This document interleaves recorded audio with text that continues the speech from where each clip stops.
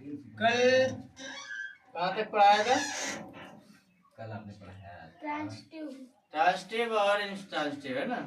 तीसरे नंबर पे आती है लिंकिंग वर्ब।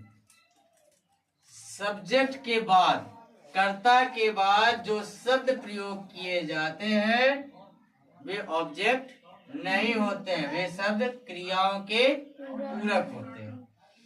यानी कि कर्ता के बाद जो भी शब्द प्रयोग किए जाते हैं वो क्या नहीं होते, ऑब्जेक्ट नहीं होते, वो क्रियाओं के पूरक होते हैं, उन्हें लिंकिंग वर्ब कहते हैं। जैसे Mohan is a teacher, Mohan subject हो गया, इसके बाद इज आया है, तो इज ये ऑब्जेक्ट नहीं है, ये क्रियाओं के पूरक है, और इस शब्द को हम क्या बोलेंगे, लिंकिंग वर्ब बोलेंगे। इसमें ग्रो, ठीक है ना, और इसमें कम। अवर फियर, हमारा डर, ठीक है ना। अब चौथा नंबर है एक्सिलरी वर्ब।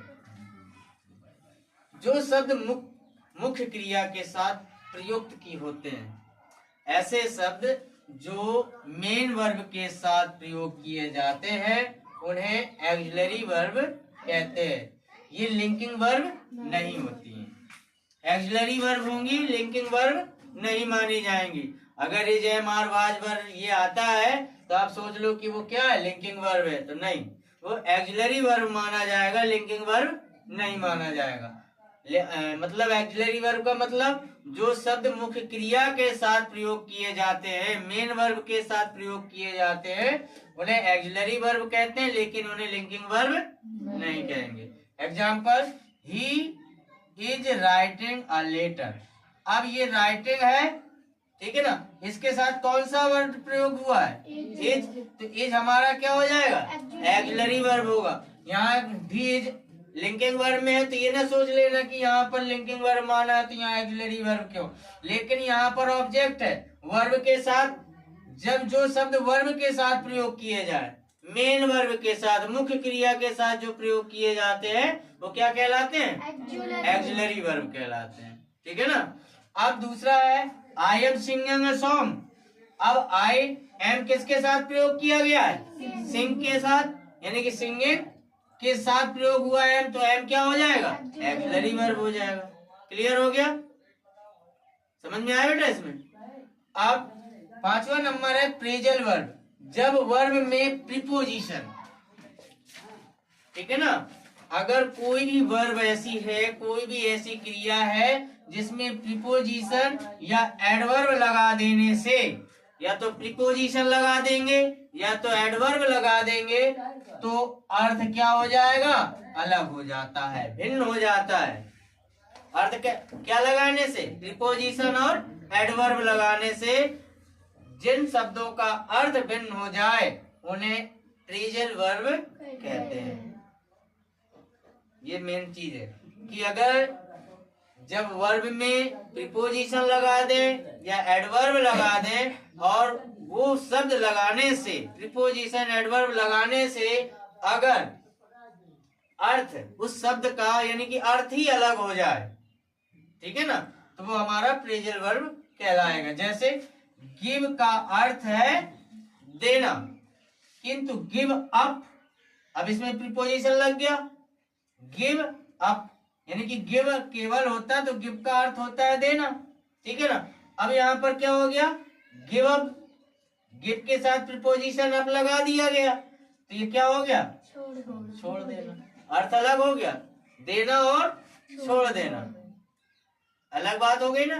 तो अगर वर्ब में प्रीपोजिशन और एडवर्ब लगाएंगे और उसका अर्थ भिन्न हो जाता है तो वह प्रेजल वर्ब कहलाता है, ठीक है ना। अब कुछ प्रेजल वर्ब के वाक्य प्रयोग, कहाँ कहाँ प्रेजल वर्ब का प्रयोग किया जाता है। जैसे जो वर्ब मुख्य क्रिया की सहायता करके, ऐसे जो वर्ब होते हैं जो मेन वर्ब की हेल्प करके या मुख्य क्रिया की सहायता करके टेंस का निर्माण करते हैं। किसका, टेंस का निर्माण करने में सहायता करते हैं, निर्माण नहीं करते, यानी कि टेंस को बनाने में सहायता करते हैं, उन्हें एक्सिलरी वर्ब कहते हैं। इन्हें क्या भी कहते हैं, हेल्पिंग वर्ब भी कहते हैं, सहायक क्रिया भी बोलते हैं। जैसे please turn on the tap है प्रेजर, पूरा वाक्यांश है। Please turn on the tap यानी कि इस पूरे का अर्थ होता है चालू करना, चलो करना नहीं, चालू करना। यानी कि प्लीज टर्न ऑन करना द टेप है ना, तो टेप को ऑन करना, तो सीधे कह देते हैं इसका पूरा इस प्रेज, ये क्या हो गया हमारा प्रेज हो गया। प्रेज का मतलब ये पूरा वाक्यांश हो गया है ना। जब ये पूरा वाक्यांश हो गया तो इसको हम क्या कहेंगे, एक ही शब्द में क्या हो जाएगा, चालू करना। कुछ ऐसे प्रेजर वर्ब होते हैं जो एक ही होता है, जैसे अब इनमें क्या किया, सहायता यानी कि मेन वर्ब की क्रिया के साथ सहायता करके टेंस का निर्माण करने में सहायता कर दे, ये पूरा टेंस बन गया। Please turn on the tap पूरा टेंस बन गया, लेकिन ये क्या है, सिर्फ इसका एक अर्थ है चालू करना।